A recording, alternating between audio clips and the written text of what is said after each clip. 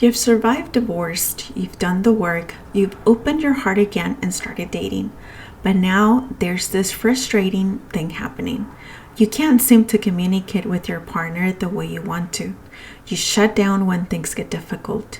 You avoid conflict, even when you know shouldn't. You say it's fine or I'm fine when you're anything but fine. And you're wondering, why is this so hard? I thought I was past this. Today, we're going to uncover what's really happening beneath the surface.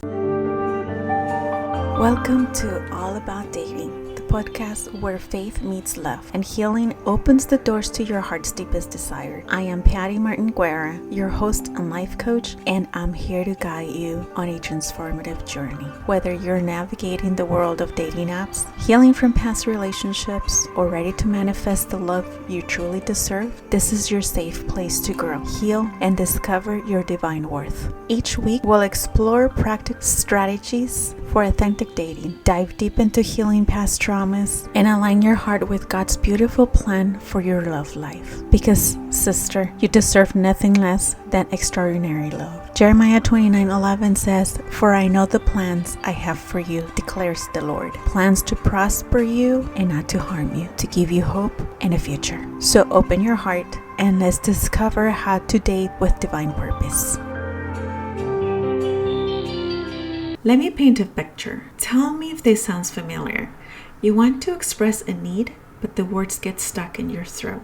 You rehearse what you'll say. You know it's reasonable. But when the moment comes, you either say nothing or it comes out all wrong, too aggressive or too apologetic even. You avoid conflict. You avoid difficult conversations until they explode. You let small things build up because you don't want to rock the boat, you say. Then one day something tiny happens and you unleash months of frustration and you wonder why he's looking at you like you're crazy. You read his mind instead of asking questions. He's quiet, so you assume he's mad. He's on his phone, so you assume he's losing interest in you. You create entire stories in your head instead of just asking, hey, what's going on? You can't accept vulnerability. He tries to have deep conversations and you change the subject. He asks how you're really feeling, and you give a surface level answer. You keep him at arm's length even though you desperately want to be close. You over-explain and you over-apologize. You feel like you need to justify every feeling, every need, every boundary. I'm sorry, but becomes your default. You're constantly managing his emotions instead of expressing your own. Here's what I need you to understand. This isn't because you're bad at communication. This is because your inner child is protecting you from getting hurt again.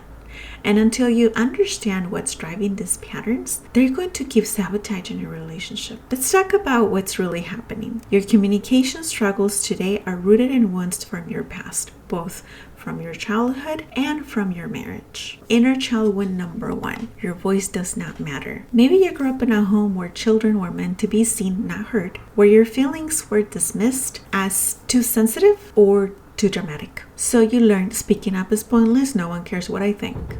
Now as an adult, when you try to communicate a need, that little girl inside whispers, why bother? He won't listen anyway, and you stay silent. Inner child wound number 2. Maybe you watch your parents' marriage fall apart through screaming matches, or maybe conflict in your home meant the silent treatment for days. So you learn disagreement equals danger. If I express anger or disappointment, I'll lose love. Now you avoid conflict at all costs. You rather suffer in silence than risk someone leaving. Inner child wound number 3. Maybe you expressed emotions as a child and you were told to calm down or stop being so emotional. Maybe your needs were treated as burdens. So you learn, I'm too needy, I'm too intense, I need to make myself smaller. Now when you have a legitimate need, you minimize it and you apologize for having feelings. You make yourself small to avoid being too much. I interrupt this message to invite you, if you're a divorced Christian woman who's tired of feeling like damaged goods or wondering if all the good men are already taken, I need you to listen up. You're not broken, you're not too old, and you did not miss your chance. But here's the truth, winging it and dating after divorce that's how you end up repeating the same painful patterns. Inside my membership, Christian Dating After Divorce, you'll get proven vetting framework to recognize red flags early, weekly coaching calls to work through real dating situations, and a community of women who actually get what you're going through. Now, we're not here to discuss religion or debate theology.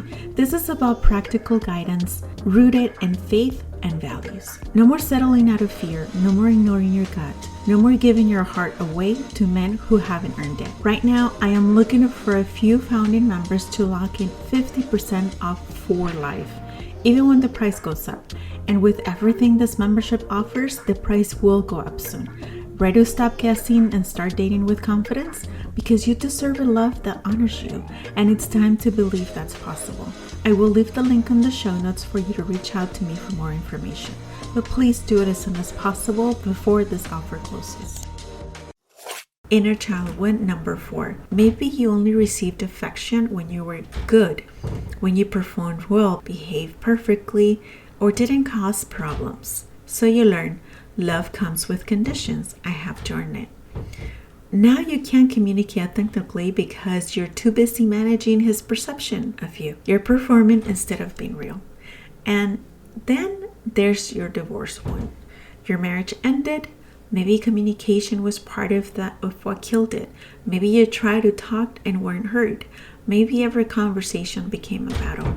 So now your nervous system is on high alert, is saying, we've been here before. This is where it starts to fall apart. So protect yourself. And protection looks like shutting down emotionally, avoiding hard conversations, not trusting him with your real feelings, and keeping one foot out the door just in case. Proverbs 18:21 says, the tongue has the power of life and death, and those who love it will eat its fruit. Your words have power. When you're operating from wounded places, you either withhold that power completely, silence, or shut down. Neither brings life to your relationship. James 1:19 reminds us everyone should be quick to listen, slow to speak, and slow to become angry.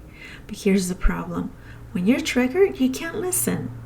You're either in fight mode, defensive, reactive, or flight mode, shutdown, avoidance. Your inner child has hijacked your adult communication. So how do you heal this? How do you communicate from your healed adult self instead of your wounded child self? Step number 1, identify which inner child wound is being triggered. The next time you struggle to communicate, pause and ask yourself, what am I afraid will happen if I speak up? What does this remind me of from my past? Is this about him or is this about my old wound? Name the wound. Once you say it, it can separate past from present. Step number 2, speak to your inner child before you speak to your partner. Before a difficult conversation, take a moment, close your eyes, connect with that little girl inside, and tell her, I know you're scared. I know last time you spoke up, you got hurt. But that was then. This is now. I'm the adult now, and I will protect you. Reassure her that it's safe to use your voice. Step number 3, practice I feel statements without apology. Instead of I'm sorry, but I feel like maybe you've been distant, try I feel disconnected from you lately, and I'd love to talk about it. No apology, no minimizing, just honest expression. Your feelings don't need to be justification, they need expression. Step number 4, ask for what you need directly. Your partner can't read your mind, and expecting him to is setting both of you up for failure. Instead of hinting, hoping, or silently resenting, try, I need more quality time with you. Can we plan a date night next week? When you're on the phone during dinner, I feel unimportant. Can we have phone-free meals? Direct, clear, and kind. Step number 5, practice staying present during conflict. When you feel yourself wanting to shut down or explode, pause. Take 3 deep breaths. Feel your feet on the ground. Remind yourself, I am safe. This is not my previous marriage. This is not my childhood. I can handle this. Then rearrange from your adult self, not your wounded child. Step number 6, repair when you mess up. You're going to have moments where you shut down, snap, or avoid. That's okay. You're human. The healing isn't being perfect. It's in coming back and saying, I got triggered earlier and shut down. That wasn't about you. Can we try again this conversation? And step number 7, choose a partner who can hold space for your healing. Here's the truth. You can do all this work, but if you're with someone who punishes vulnerability, dismisses your feelings, or makes you feel unsafe to communicate, that is not your person. The right partner isn't someone who expects you to be healed already. It's someone who says, I see you're working through some things. I'm here. I'm patient. We'll figure this out together.